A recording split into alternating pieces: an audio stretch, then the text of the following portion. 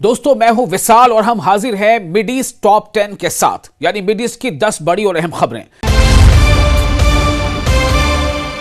Tehran نے پانی کے اندر میزائل سرنگوں کے نیٹ ورک کی نقاب کشائی کی ہے اور خبردار کیا ہے کہ اگر امریکہ نے اسلامی جمہوریہ پر حملہ کیا تو آبنائے ہرمز یعنی اسٹریٹ آف ہرمز محفوظ نہیں رہے گا۔ ایران کے سرکاری ٹیلی ویژن نے یہ رپورٹ شائع کی ہے۔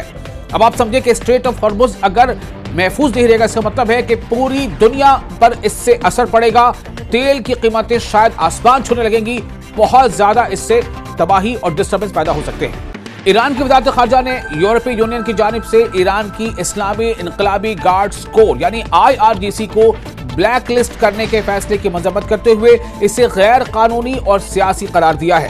اسلامی جمہوریہ ایران کے مسلح افواج کے جنرل اسٹاف نے ایک بیان میں یورپی یونین کے اس اقدام کو غیر منطقی، غیر ذمہ دارانہ اور نفرت انگیز قرار دیا اور کہا کہ یہ امریکہ اور صہیونی حکومت کی غاصبانہ اور غیر انسانی پالیسیوں کی بلا شبہ اطاعت کی عکاسی کرتا ہے۔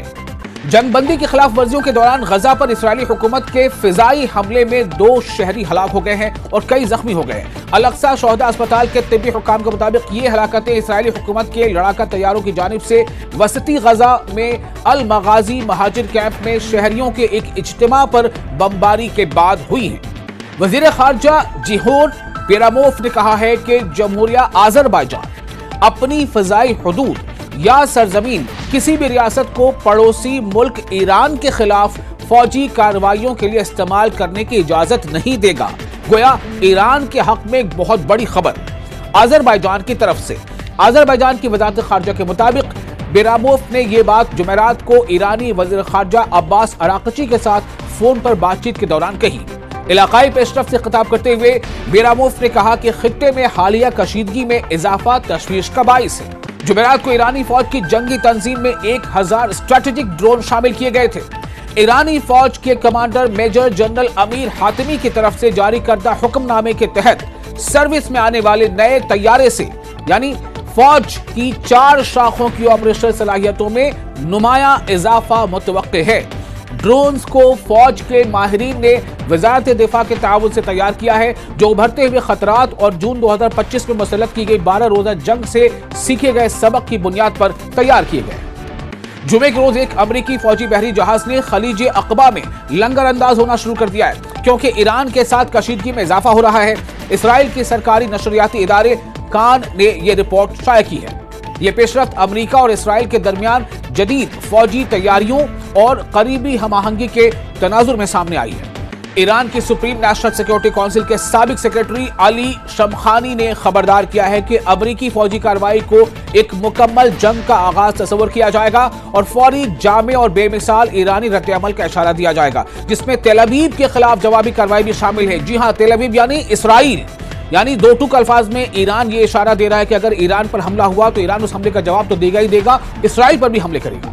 ایران کے دفاعی کونسل کے رکن شمخانی نے امریکی صدر ڈونلڈ ٹرمپ کی طرف سے دی گئی دھمکیوں اور مشرق وسطیٰ کے علاقے میں امریکی فوجی دستوں کی حالیہ تعیناتی پر رد عمل ظاہر کرتے ہوئے اپنے ایکس اکاؤنٹ پر پوسٹ کردہ ایک پیغام میں یہ وارننگ جاری کی ہے۔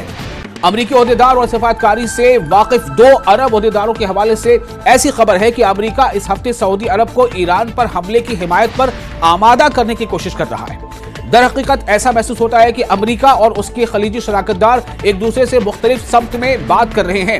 جہاں ٹرمپ انتظامیہ ریاض پر زور ڈال رہی ہے کہ وہ حملے کے معاملے میں اس کے ساتھ کھڑا ہو، جبکہ سعودی عرب، عمان، قطر اور ترکی کے ساتھ مل کر مذاکرات کے حق میں آواز اٹھا رہا ہے۔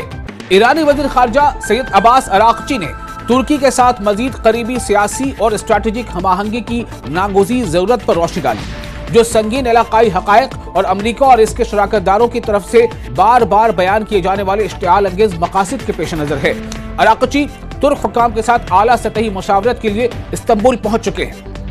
یہ دورہ بڑھتے ہوئے علاقائی پیش رفت اور واضح طور پر بیان کردہ امریکی اہداف کے درمیان دونوں پڑوسیوں کے درمیان تیز تر ہم آہنگی کی بڑھتی ہوئی ضرورت پر زور دیتا ہے۔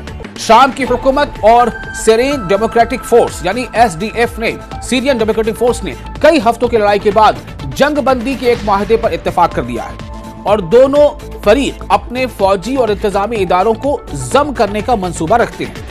इस माहदे के तहत वजारत दाखिला के सिक्योरिटी फोर्सेस को शुमाल मशरकी शाम के शहरों हसका और कामशली के मरकजी इलाकों में तैनात किया जाएगा, जो उस वक्त कुर्द क़यादत वाले ग्रुप के कंट्रोल में है।